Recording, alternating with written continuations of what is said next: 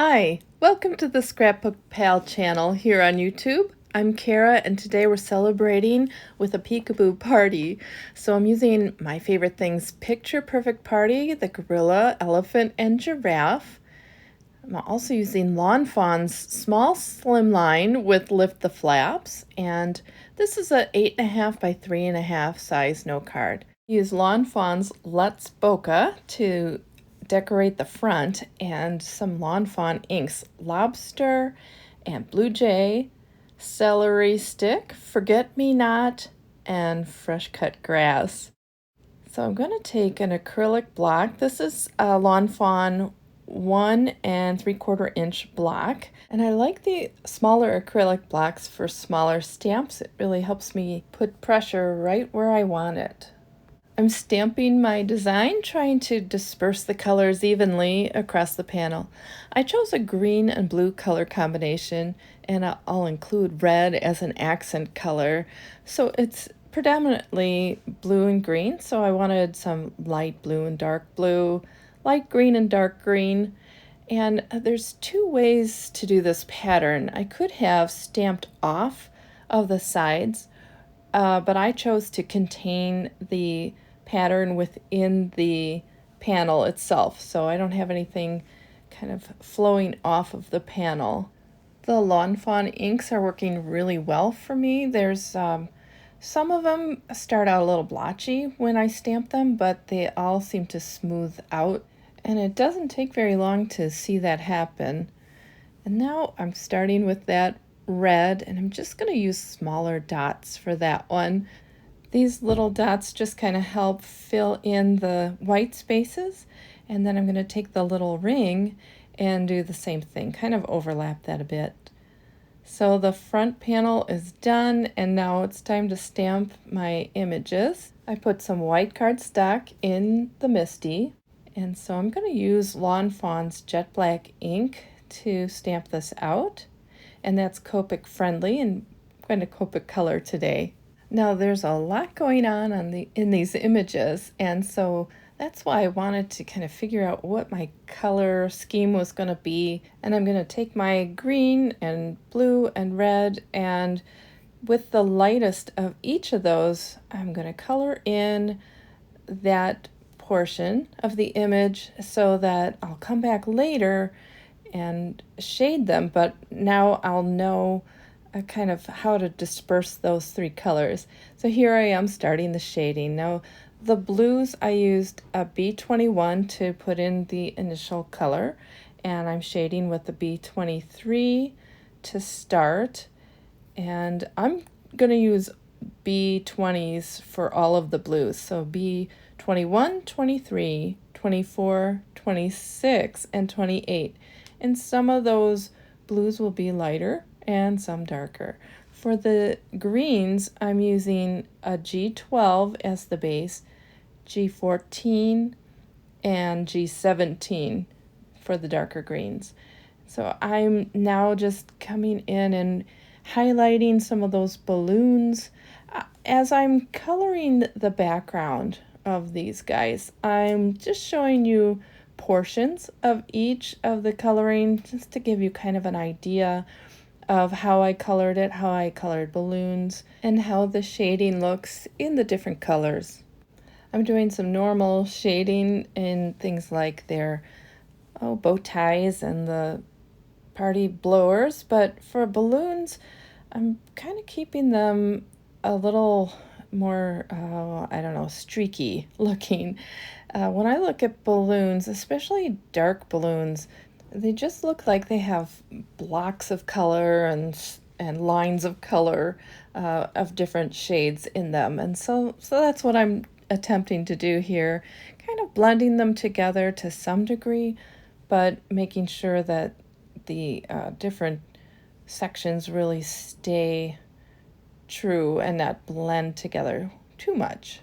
Now for the reds, I used an R32, R35, 37, and 39. And that 39 really deepens up everything. But it's nice to have that contrast or that flow to the lightest, the 32, especially with the balloons, because they just kind of have all of those different colors in them depending on where the light is reflecting. To keep that contrast, I'm blending it back in with the R35 and then the R32. I skipped the R37.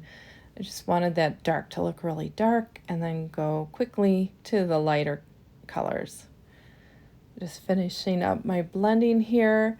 And then we're going to start on these animals. Oops, a few more details to show you. Just adding a little bit of interest with the stripes and the present and then kind of shading that up. All right, now for our animals. And I'm going to start with a giraffe with an E50. Just finding where I would put the shadows. And I start with my lightest color to do that, and also I'm filling in the smaller spaces. And now I like where I have those shadows, so I can come in with the darker colors. This is an E53, and I'm making sure that his cheeks stay real puffy by following that curve up into his face. And then putting in some shading with that, blending that in with that E51. And I'll follow that with some further blending with an E50 all through the face. I'm going to also shade with some other colors, not just the E50s, but here's the E41. And the Y32, I wanted to give it a little bit of yellow look there, so especially under his face, so in the shadows, and then where his eyes are receded back a bit. Blend that all together with the E50 and then give him some pink cheeks. And I'm going to stay with that R30 family. So the R30 and R32, blend that together, and then I'll blend it with the E's, the earth tone colors, E51, E50, to kind of get it to work into the cheek. I'm coloring the darker areas now with an E34. I'm just coloring them all in because they're small sections. And then now I'm shading that with the E37. Now when I'm looking at each of these spots, I have to be careful because my tendency is to shade each spot, but that would make them look like they're 3D bumps on his neck. So really I just want to shade the side of his neck, and so I'm shading those spots, but only the ones right by his neck, so that his whole neck looks rounded instead of each of those spots on there looking like they are rounded. I hope that makes sense. But now just blending everything in together and adding back in some of the dark parts that were blended away. Darken up his little nostrils, and I'm putting a little cool gray, C1, in his eyes, in the whites of his eyes, so that those look a little more rounded as well. Add a little yellow to his neck, and he's all set. All right, I put on my first layer of color onto the gorilla, and now I'm coming back and I'm doing it all again. So you haven't missed anything. I started with a C8 in those darkest areas, so under his neck, where his arms are next to his body, under his hat, and then over on the left side of his body. I'm calling that the darker area, and the sun is coming from the upper right. I'm going to blend that in with the C6, and the way I'm blending is a little choppy here because I want to keep the texture that kind of indicates that the hair or fur is kind of showing the light, shining in different sections there.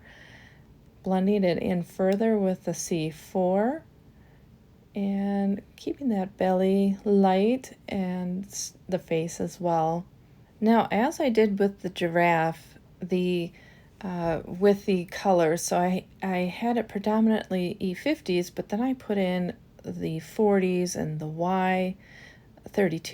Here I'm putting in the BV23, and 20, and that gives it just a little more interest instead of being all a solid cool gray.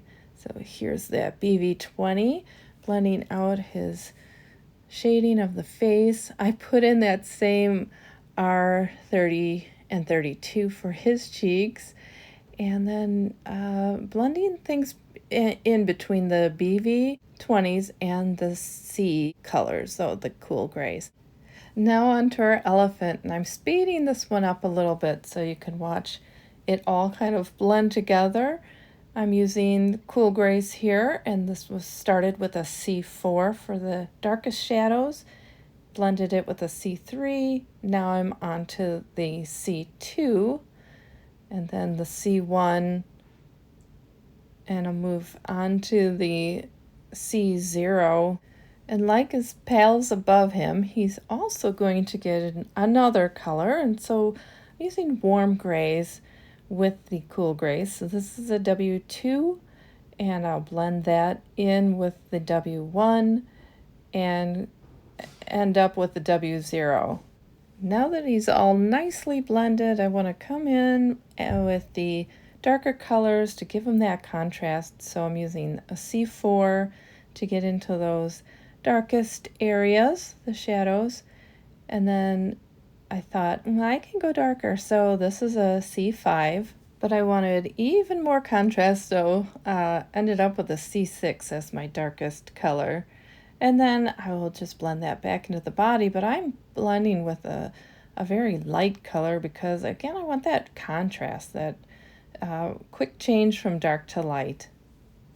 Now that everybody is colored, I want to give them a background, and I chose the YG quadruple 0 as their background. I wanted it to kind of play along nicely with the color scheme that I have, and here I am just using the YG00 to darken up the bottom so that there's some gradation in the color of the background. It also kind of highlights the characters a bit, gives them a little glow behind them. All right, just finishing up, and it's time to put this card together. I decided that rather than a white border, I wanted to have a dark green border. So I cut a piece of cardstock 8.5 by 3.5 so that I'll have a border all the way around my smaller panel. I'm using my Tombow Mono dot adhesive tape runner and adhere that to the front of my note card. Once I have that all set, I can cut out my images so that I can glue them around the outside. So I'm leaving a little border to put some glue on to attach them to the back part of the lift flaps. So here I'm going to line up the gorilla in there so that you don't see the black border around his picture, and just make sure that the glue is adhered down all the way around it. I'll do the same for the giraffe and the elephant, and then once I have them all lined up and glued onto the back, I'll take my tape runner again and put tape on the back of that panel and then adhere that to the green panel. And now they're all set. There they are in their windows.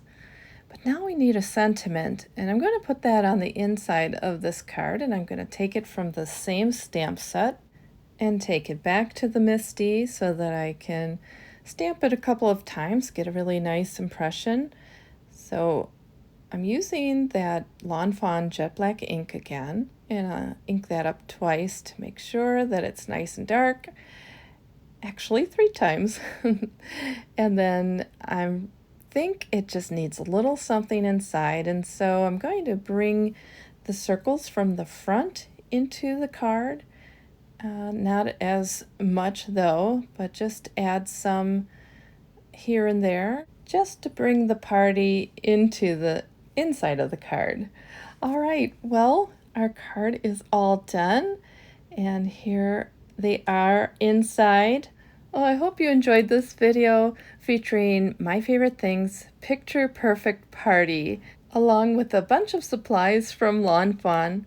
All of the supplies I've used today can be found at scrapbookpal.com. Thanks for watching and have a great day. Bye!